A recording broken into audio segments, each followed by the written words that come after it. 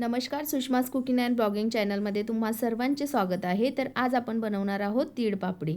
तर या संक्रांतीला ही तीळ पापडी तुम्ही नक्की ट्राय करा. तर चला, त्यासाठी जे लागणारं साहित्य आहे ते आपण बघून घेऊया. या ठिकाणी मी 1 वाटी तीळ घेतलेले आहेत आणि 1 वाटी साखर घेतलेली आहे. दोन्हीचे प्रमाण सेम घेतलेले आहे. तर चला, सर्वात आधी आपण जी तीळ घेतलेले ते पॅनमध्ये टाकून चांगले छान असे भाजून घेऊया. तर बघा, मंद आचेवरती हे जे तीळ आहे ना ते तुम्ही परतून घ्या आणि मग नंतर थोडा गॅस फास्ट करून याला खरपूस कलर येईपर्यंत भाजून घ्या. बघा, तीळ आपले छान भाजून झालेले आहेत. आता हे आपण एका प्लेटमध्ये काढून घेऊया. बघा, असा ब्राऊन कलर येईपर्यंत छान असे तीळ आपल्याला भाजून घ्यायचे आहेत.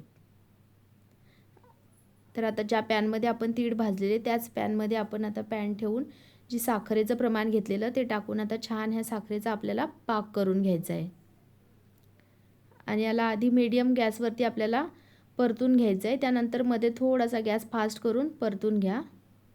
याला हलवत राहायचं आहे सारखं आपल्याला एकाच डायरेक्शनमध्ये. तर बघा, साखरेला आपल्या पाणी सुटलेलं आहे. बघा, आपला पाक जो आहे तो या ठिकाणी तयार झालेला आहे. आता यामध्ये आपण 1 चम्मच तूप घालून घेऊया. तुपामुळे आपल्या याला जो आहे ना पाकाला छान अशी चमक येईल. बघा,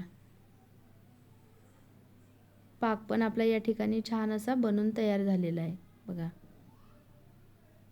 जास्त पण आपल्याला याला शिजवायचा नाही आहे. बघा, या स्टेजवरती आता आपण यामध्ये तीळ घालून घेऊया आणि याला छान असं मिक्स करून घेऊया.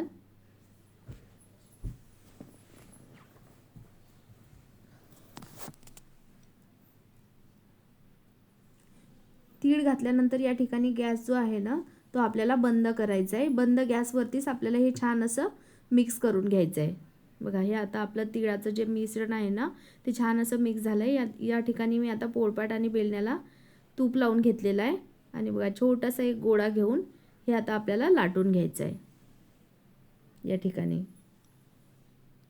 हे गरम असताना शक्यतोवर लाटून घ्या, जेणेकरून ना हे फास्ट छान असं गरम असताना छान असं लाटल्या जाते.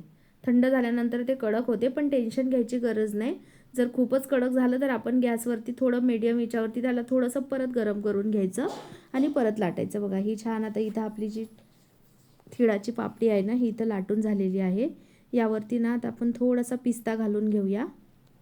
पिस्ता किंवा तुम्ही थोडेसे काप केलेले बदामसुद्धा घालू शकतात. मी या ठिकाणी बघा पिस्ता घालून घेतलेला आहे आणि परत याला लाटून घेऊया. तुम्हाला जेवढं शक्य होईल तेवढं तुम्ही याला पातळ करू शकतात. बघा, तर बघा, आपली जी तिळाची पापडी आहे ती या ठिकाणी बनून तयार झालेली आहे. ही खूप अशी कुरकुरीत होते. बघा,